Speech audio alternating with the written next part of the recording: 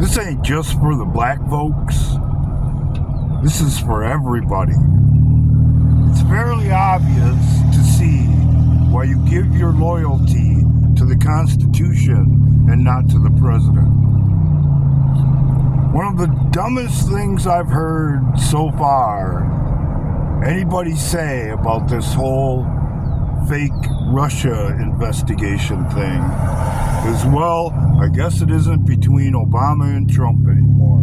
It's between tyranny and justice. What?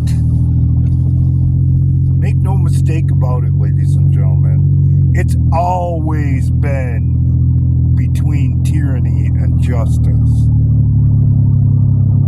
It's what's driven the whole thing, including everything they did to Trump, including the 2020 election, and so forth and so on, up to and including the man getting shot in the head.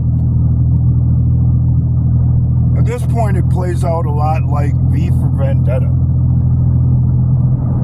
The only thing Donald Trump has to do at this point is what he said he would do. All of the pieces are there, and one of the most important parts of it just got exposed and dragged out into the public. I wish I could go back and conduct a survey to see who the first people who ever floated the word treason around the Obama administration, and especially when it involved the Russian collusion investigation. I may not have been the first one, but I pretty much safely assume I was one of the first ones, as I was told by the people around me, because I had a following and people took interest then a little bit, that, oh, it's just a different wing of the same bird and a different side of the same coin. If Trump is willing to expose all of that, that proves definitively, without a doubt, that he's not one of them. And he ain't down for what they're selling.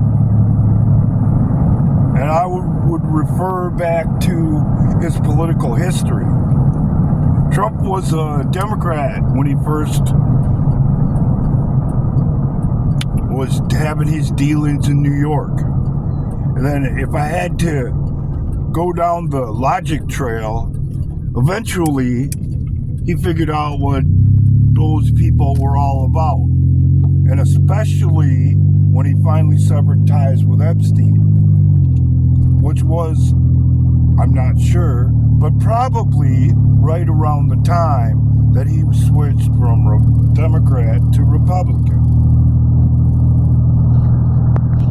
But here's my problem, and it sounds kind of funny, but to me it ain't, but I've been through way too much in my life. I have become jaded on the future of humanity, and that's all there is to it. Because no matter how things turn out, we're still going to have greedy people out there. We're still going to have selfish people out there. We're still going to have people who go back on their words and hurt other people just because they can.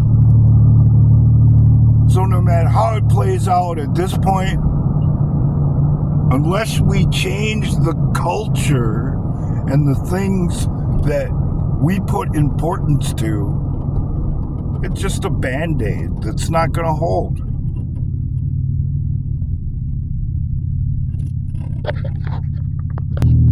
Because obviously they're serious about culture.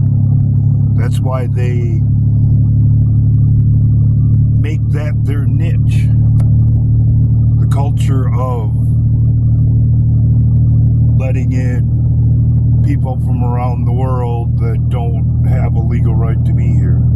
The culture of being accepting of other people that live outside of societal norms, and so forth and so on. Now, whether any of that is right or wrong, that's a whole nother issue. But that's what they do. That's how they creep in on your life. and take everything that's near and dear to you in the end.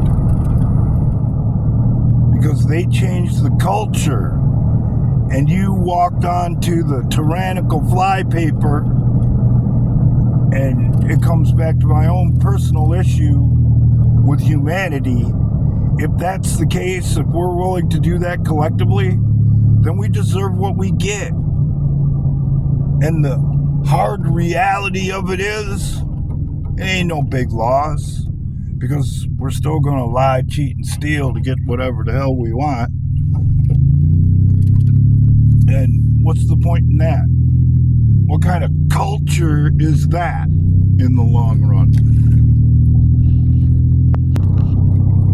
I'll tell you exactly what kind of a culture it is. It's a culture where they win and we lose.